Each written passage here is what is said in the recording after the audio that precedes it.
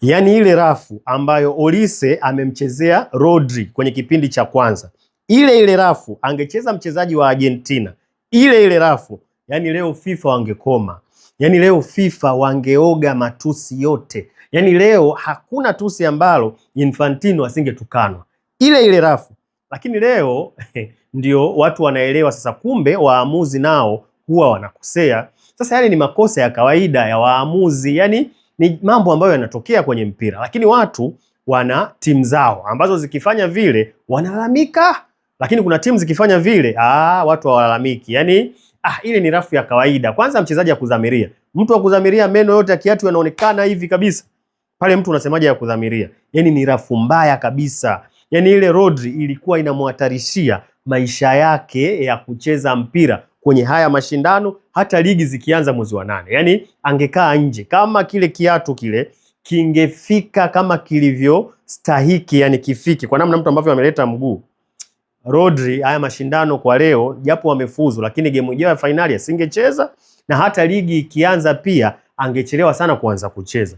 Lakini kwa sababu ni Ufaransa, kwa sababu ni Olise, mtandaoni hakuna issue. Nimejaribu kuangalia mtandaoni na nini, naona hakuna issue. Lakini ile rafu angekuwa amecheza mchezaji fulani wa Argentina, yani ni kama watu wana timu zao ambazo wanaziruhusu zifanye makosa, lakini kuna timu zingine zikifanya makosa yale yale, yani hizo lawama ambazo wanapata hiyo timu, lawama ambazo wanapata FIFA, yani lawama ambazo wanapata refa ni kubwa vibaya mno. Lakini ile ni rafu mbaya sana. Sasa kimpira mambo yale yanatokea. Kuna muda kweli, pamoja na kuwepo kwa VAR, pamoja na kuwepo teknolojia nyingi ambazo ziko sasa hivi, bado marefa wanafanya makosa ya kibinadamu, ndio kama lile. Lakini ni kwa timu hii tunachagua kwamba hili ni kosa la kibinadamu, lakini kwa timu zingine ni kubebwa. Ni FIFA wana bingwa wao, ilishapangwa, ilishasemwa, mtu anatoka na video clip ya kipindi cha nyuma kwa kwamba ilishasemwa fulani atashinda, itakuwa hivi, lakini leo huwezi kusikia. Kwa hiyo Ufaransa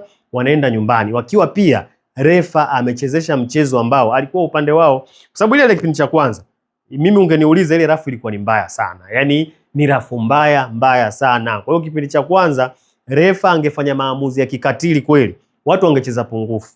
Sasa kama hii Ufaransa ingecheza pungufu, hii Ufaransa, unajua kucheza pungufu sio mchezo. Yani ni watu wachache sana, ni timu chache sana zinaweza zikacheza pungufu na zikalinda na vile vile kupelekea kushinda. Yani kulinda na kutafuta goli ambalo watalilinda, tena watalilinda sana kwa sababu mnakuwa mnacheza pungufu. Kwa hiyo kucheza pungufu kungewagharimu zaidi Ufaransa. Yani kama leo wamepigwa 2-2 wakiwa wametimia, kwa sababu yani hizi 2-2 hazina mjadala.